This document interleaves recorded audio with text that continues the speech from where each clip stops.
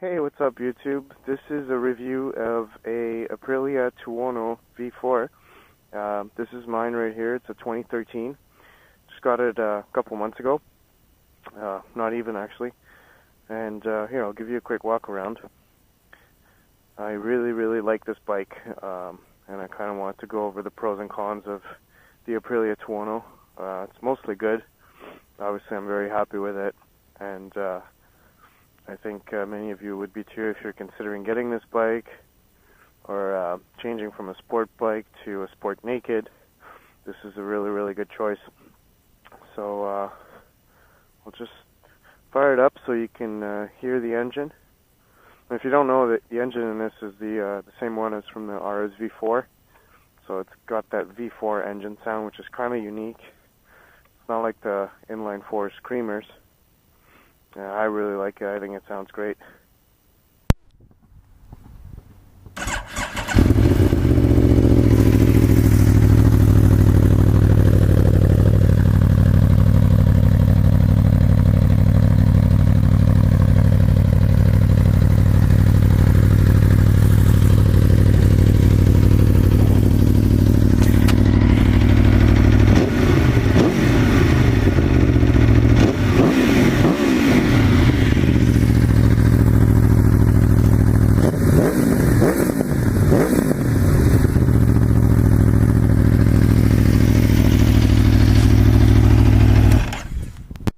I think my neighbors are going to hate me, so I'm going to stop doing that, but what a beautiful sound. And that is 100% stock. Like, that is the stock exhaust. There's nothing modified on it. The only thing I did is there's a little flap inside here, and I just disconnected it to get a bit of a louder sound at idle and up to 5,000 RPM. And after that, that flap would be open anyway with the onboard programming for it. So just get a better sound at idle. I think it sounds fantastic, and not even in a rush to put a slip-on it, to be honest. So anyhow, why don't we go for a rip?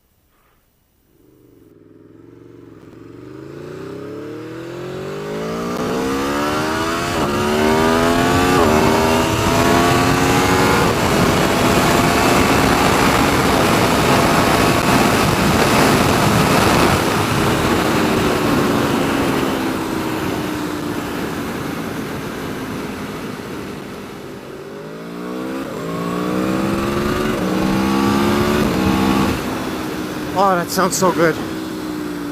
That sounds unbelievable. So this Tuono, when I was doing some research before I bought it, I kept hearing about how unbelievable the engine sound is, even with the stock exhaust. And you know, I was listening to YouTube clips nonstop, and I was trying to hear it for myself, and you can't really tell, I think, in video clips. I played around with this camera enough to try to capture the best sound to give you an idea of what it's really like when you ride it. But I mean, I agree. I think it's such a great sounding bike. There's nothing quite like it, and part of the reason why is the motor is a V4 configuration. So this engine comes from the RS V4.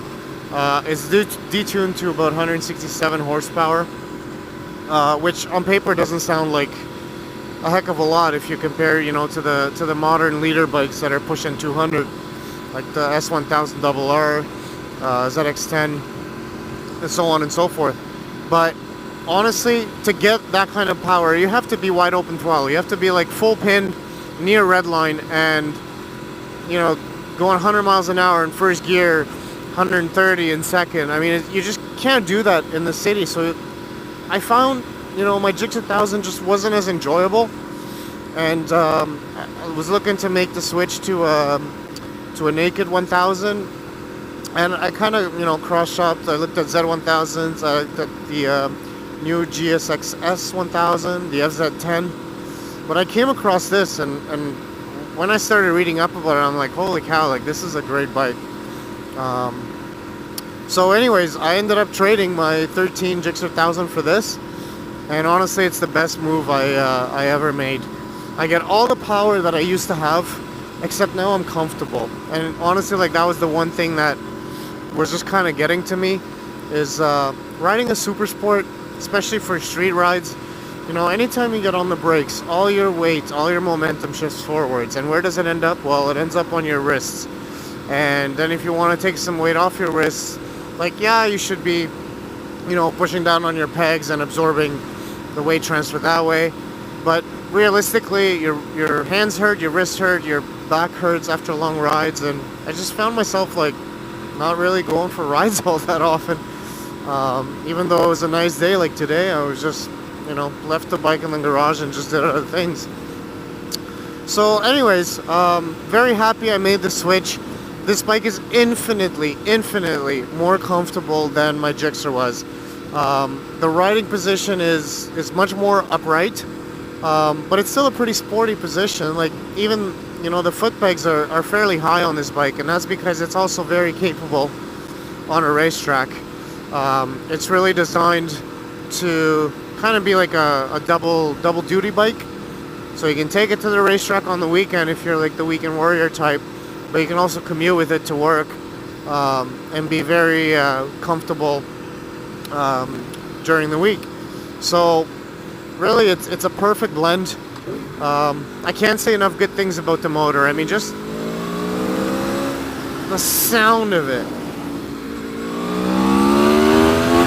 See, it wants to come up. That was the anti-wheelie kicking in right there. So that was second gear. Midway through the RPMs, really not that high up. And, you know, unless you have your weight shifted fully forward, the bike will want to come up on you in the first 3 gears. If you're going wide open throttle, without a doubt. So if you're if you're a wheelie guy, and I'm really not a wheelie guy, but a lot of my friends are. I know a lot of you out there are wheelie guys. You are gonna love this bike. It's a hooligan machine. And so yeah, so the anti-wheelie kicked in. So I may as well get into the electronics a little bit. It's actually the first bike I ever have that has electronics. So not all that familiar with them, but I'm familiar with how they work on this thing. So anti-wheelie, there's 3 levels of intervention. I have it set to minimum right now, just first level. Because I wanted to let me have fun, you know, I wanted to let it come up a little bit, and then just gradually, like, puts it back down. You barely notice anything. Most of the time, you don't notice anything at all. It just comes back down smoothly, and you stay in control, and that's not a terrible thing, is it? The other thing it has is traction control. That one is 8 level. Also, I have it set to, well, actually, I have it set to 2. Look at that. Let's put it back to 1. There we go, 1. I always have it set to 1 in the city, and I find that works. I mean, I'm not the type of rider to rely on the traction control, because I kind of didn't learn how to ride that way, and nor do I think that's the best way to ride, really. But yeah, there's 8 levels there. You can fine tune it. You got switches on your left handlebar. So if you're on the track and you find, you know, one level works better than the other, then you can just adjust as you go. And that's, you know, pretty convenient. It also has launch control. I haven't ever used the launch control on this thing, just because, well, I mean, you'd have to go to a drag strip, really, if you want to use the launch control. I don't know where the hell you could do that on the street. What it does is it'll hold 9,000 RPM, and you're full pin on the gas. It holds 9,000 for you, and all you got to do is modulate the clutch, just like slip it out, and it should keep the front wheel down, and it should keep the traction in check. And when it does that, believe it or not, it actually disables the traction control and the anti-wheelie. I think it takes over, because it's still, okay, I'm not going to wait for this guy. It's like the best turn. It's like one of the best turns in the city, and there's a guy in the way. So yeah, the anti-wheelie will still keep your traction control in check and your front wheel down while disabling the others, and then I guess it just turns off after you get going. So what else for the electronics? I don't know if it counts, but the quick shifter. The quick shifter on this bike is great, and again, I don't really have much of a reference point because I didn't own a bike with a quick shifter before. So with that said, I think it works great. I think it's pretty smooth. I don't think it's always smooth. You kind of, obviously it helps if you're on the gas hard and in the upper RPMs, but you can use it at lower RPM too. It's not a problem. Still works fine. It's just, you might notice it a bit more when it cuts the ignition for you to let the shift occur, but no, it's a great system. I think some people say, there's more refined ones out there. I haven't tried them, so I don't know how to compare, but I really like it. I think it's a lot of fun, and when I'm pinning it through the gears, first, second, third, fourth, and you're wide open throttle, you're shifting at 12,000 RPM, and you don't ever get off the gas, you don't use the clutch, then it's just unbelievable. It's such a nice feeling. So that's about it for the electronics. What else? Let's talk a little bit about the seating. So the riding position is amazing. It's very comfortable. If you're coming from a super sport to this, you are gonna be like, wow, like, it's just, you can't even compare how much more comfortable it is. There's like no pain on my wrist whatsoever. My back never hurts.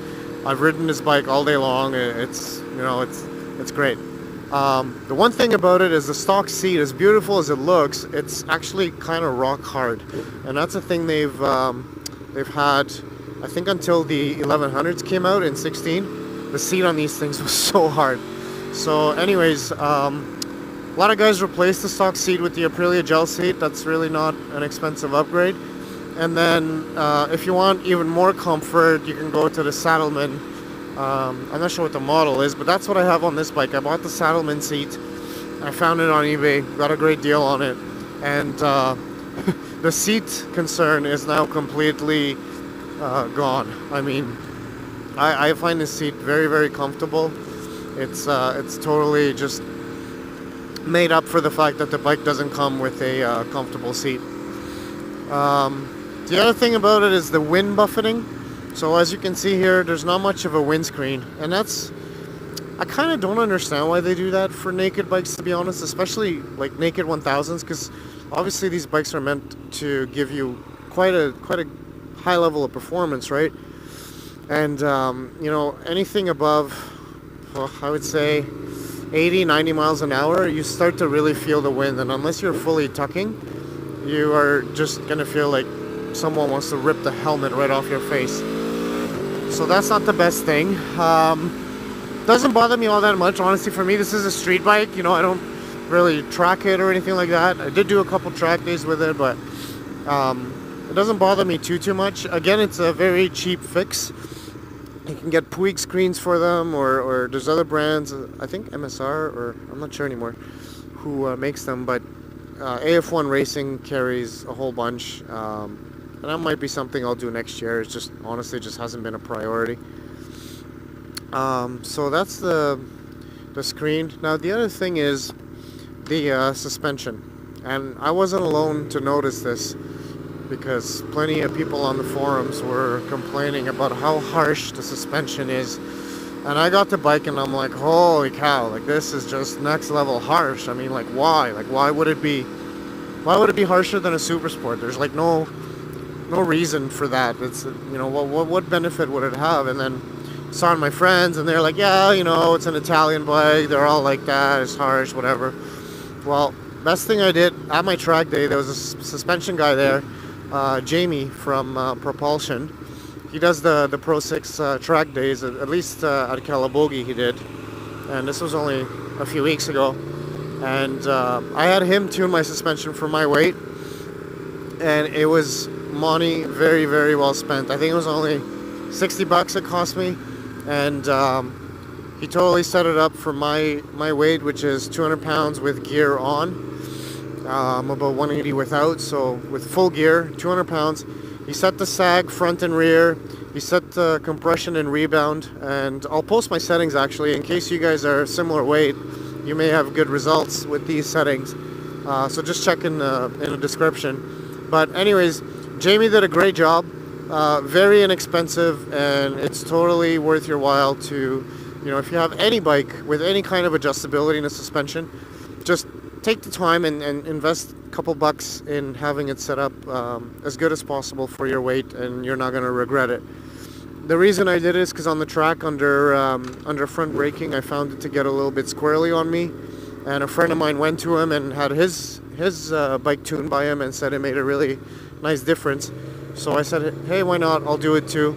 And it fixed the squirming on the front end on the track, but what surprised me is how much more comfortable the bike is on the street. I mean, it used to be so bad that you could feel every bump. It was, just super harsh, and I started to get used to it, but it wasn't pleasant. And then anyways, now it's perfect. I mean, it handles very, very well. It's responsive, it's everything, but it's also plush, so it doesn't beat you up. It perfectly soaks up bumps the way a good quality suspension should. It's a Sachs suspension. I think that's how you say it, Sachs, or is it Sachs? Anyways, it's not the Öhlins. I think Öhlins was available once the 1100s came out in the factory edition. But honestly, I mean, look at this. I'm riding on the street and I'm like braking for friggin' buses to pull out. So, I really, I don't need to have the latest and greatest to be able to have a good time. And I'm perfectly happy with it as it is. And it was competent on the track too. So, no complaints on the suspension.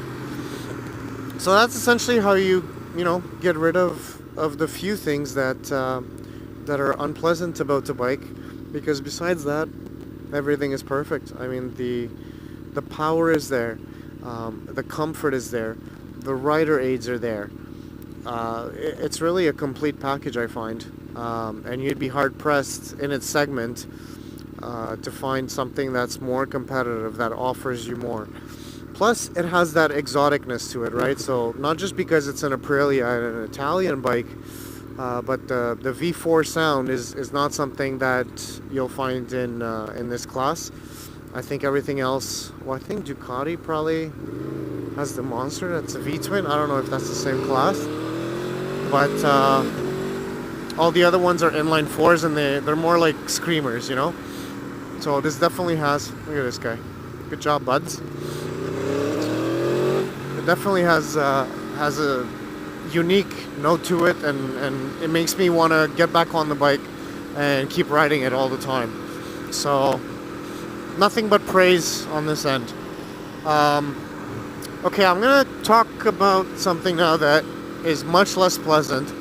This bike has a very, very known issue with a hot start problem. So essentially, if your bike is warmed up and you shut it off, or you accidentally stall it or whatever, good luck turning it back on. And maybe it hasn't happened to you yet, but it happens to a lot of these bikes. It's all over the forums, pretty well documented. I think the proper way to fix it is to replace the stator and the flywheel with updated part numbers. They're like new parts from Aprilia. But what I did is did some research, found a post by Amari from AF1 Racing. Just found a post on the forums there, and it's a simple fix. He just runs an extra wire. I'm not sure what gauge. Is it 12 gauge? 8 gauge? I'm not sure. Maybe 12 gauge. You run an extra wire from your solenoid, I think for your stator, to the battery.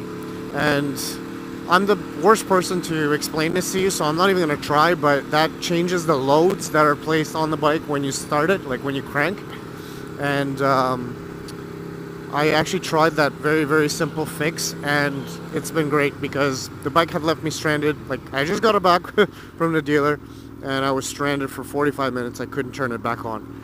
And then after adding that wire, I mean, I've had it where it won't start, but within, I would say, at most a minute, I was able to turn it back on. So that's one simple fix, and I'm really glad to have found it, because otherwise I would have had to spend hundreds on getting the new flywheel and the new stator and having it installed. And I'm no mechanic, so I'm not going to do that stuff myself. It's just, I like to ride, I don't like to wrench, So that's actually probably the biggest downside about the bike, is the hot start issue. Besides that, the suspension you can tweak, the seat you can get a more comfortable one, the windscreen you can get a bigger windscreen that's going to give you wind buffeting. So really it's pretty simple to get rid of all the annoying things about the bike, and then just enjoy it, because besides that, it's perfect.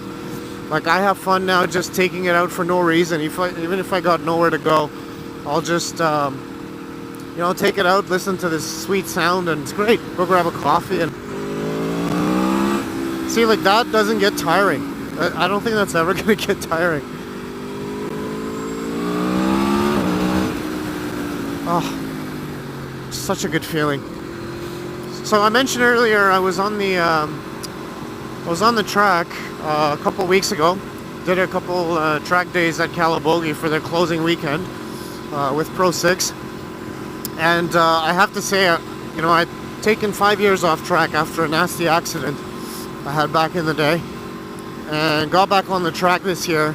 And with this bike, my best lap was 2 seconds off my previous best, which was with a Gixxer 750. So I don't mean to talk about myself in terms of my, you know, achievements or whatever, but what I mean is, this bike is so confidence inspiring that it's just natural to go fast on it, and it's not scary. It's very approachable, and it's not even just because of the rider aids.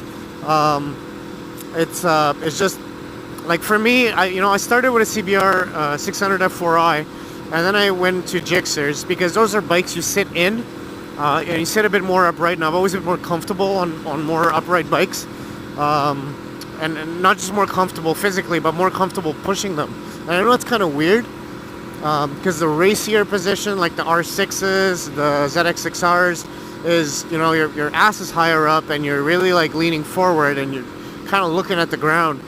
And I can't stand those positions. I find them terribly uncomfortable, and I'm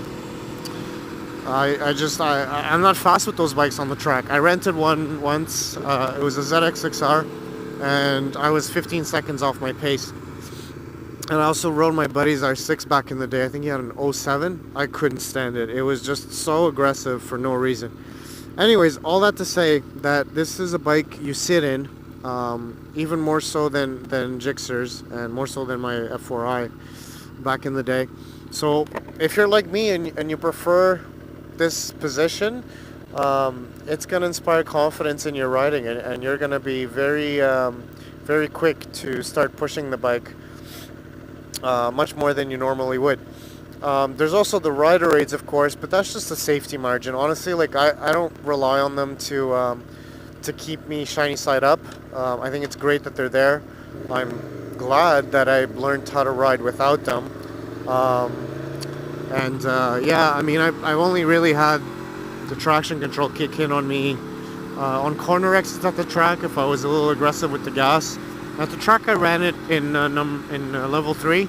On the city, I leave it in 1, but I just wanted an extra margin of safety. I didn't feel like dumping the bike.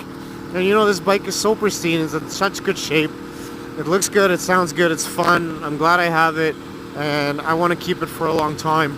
So I think the track is going to be in the cards for me next year, but maybe with a dedicated track bike like a Gixxer 750. And this will just be my coffee and street and vlogging bike. The Tuono is just such a great bike, and I think it has a lot more flavor, a lot more character than some of the other ones. I mean, there's still, like, there's cool bikes that you can also look at, like the S1000R, KTM Super Duke. You know, there's definitely competition for this bike, but I just think this one is just so unique. This engine, this sound. It's just unbelievable, and obviously I like it a lot, and I recommend it. I also recommend you check out the Sport Naked category if you're in the same situation I was, where you're riding a super sport, you don't find you're too comfortable on it, and you're thinking, geez, it'd be nice to have this level of performance and not be so cramped up. So again, then the Sport Nakeds would be a good choice for you. And just wanted to give a couple shout outs to some of my buddies who are also into bikes, just like I am. My good friend Greg, he's got a channel on here, Speedy CANUCK, because he's fast and he's Canadian. So it kind of fits, eh? Speedy CANUCK, go figure. So anyways, he's pretty good on 2 wheels. He's actually pretty good on 1 wheel. He likes his wheelies, and he likes riding dirt, and he's pretty good at it. So I have a great time with him when we go ride, and I think you'll have a great time checking out his videos. SPEEDY CANUCK on YouTube. Also, RPM Cycle, great source for parts. Check out their eBay store. I became friends with the owner, Rob, great guy, also a great rider, and he rides enduro like no one else. I mean, he's so good, and he has his passion for this hobby. He's transferred it to his kids. His 6-year-old on a single track. I can't even keep up with him. Like, his 6-year-old is friggin' amazing on a dirt track, and his 11-year-old Amelia, they're just great kids and great riders, and it's so awesome that Rob spreads his, just shares his hobby with his kids and gets them into it. So you want to check out Tyler, Amelia, and Rob. They're on YouTube under RPM Rob. That's his channel with his videos. And if you need any parts, check out RPM Cycle on eBay. Last but not least, my good buddy Manny out in Miami. He runs Moto Million. Manny is a great guy who I've known for a very long time, and Moto Million specializes in very high-end, very high-quality parts for your motorcycles. So, you know, stuff that's on superbike, like World Superbike racing, MotoGP racing, you know, just top-level quality, and just the best parts you can buy, really. So check out Moto Million. Motomillion.com is the website. Moto Million also has a YouTube channel by the same name. And that's it. So thanks very much for tuning in. I hope you've enjoyed this video. I hope it's been entertaining, informative, and all that good stuff. If you have any questions, don't hesitate to drop a comment below. I'll try to answer as soon as possible. And until next time, ride safe and have fun.